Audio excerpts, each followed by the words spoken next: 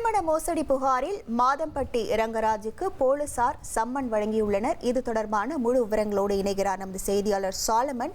வணக்கம் சாலமன். மாதம்பட்டி ரங்கராஜுக்கு வழங்கப்பட்டிருக்கிற சம்மனில் என்ன தெரிவிக்கப்பட்டிருக்கிறது, அது தொடர்பான முழு விவரங்கள்? சமையல் கலை நிபுணரும் நடிகருமான மாதம்பட்டி ரங்கராஜ் மீது ஜாய் என்பவர் காவல் ஆணையர் அலுவலகத்தில் கடந்த சில நாட்களுக்கு முன்னர் ஒரு புகார் ஒன்றை அளித்தார். குறிப்பாக அந்த புகார்ல பல்வேறு தகவல்களானது குறிப்பிடப்பட்டிருக்கிறது.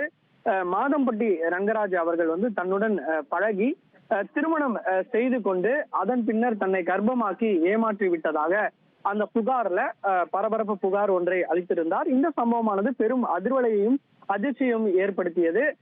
குறிப்பாக அவர் திருமணம் செய்து கொள்ளாமல் ஏமாற்றி விட்டதாகவும் இரண்டாவது மனைவி என கூறி அந்த பெண் கர்ப்பிணியான நிலையில அவர் இங்க கொடுத்த புகாரும் பெரும் பரபரப்பை ஏற்படுத்தியது.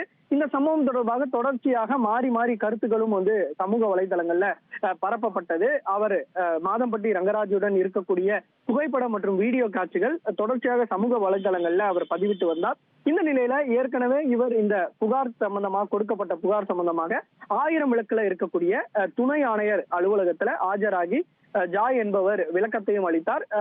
என்ன மாதிரியான இவர்கிட்ட எவிடன்ஸ் இருக்கிறது உள்ளிட்ட பல்வேறு தகவல்களையும் துணை ஆணையர் அலுவலகத்துல ஆஜராகி அவர் அளித்திருந்தார். இந்த நிலையில இந்த புகாரானது நீலாங்கரை காவல் நிலையத்திற்கு மாற்றப்பட்டு இந்த விசாரணையை நிகழ்த்தி வருகின்றனர்.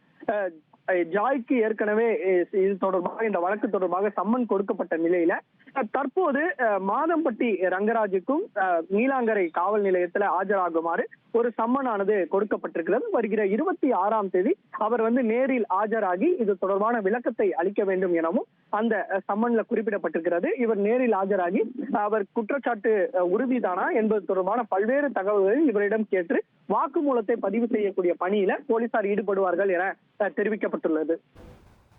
உங்கள் விவரங்களுக்கு நன்றி சாலமன்.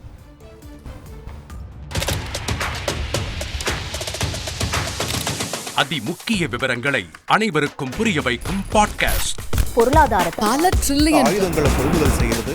சம்பவங்களை தேடி களத்திற்கே உங்களை அழைத்து செல்லும் ஸ்பாட்லைட். அங்க இருக்கக்கூடிய கள விவரங்கள் என்ன? கடந்த 5 வருஷமாவே சார் எனக்கு ரொம்ப பிடிக்கும் அவர் வர்றதுக்காக. எங்களுடைய நியாயமான கோரிக்கை. Even at the cost of stopping. பார்வையாளர்களையும் செய்திக்குள் பங்கெடுக்க செய்யும் மக்கள் குரல். 50 ரூபாய் எங்களுக்கு தண்ணிக்கு ஒரு தீர்வே இல்லங்க 10 வருஷமா. எங்களுக்கு சரியான ஒரு விடிவு கிடைக்கவில்லை. 60,000 ஏக்கருக்கு தான் கேக்குறோம். பிச்சை கேக்குறாங்க.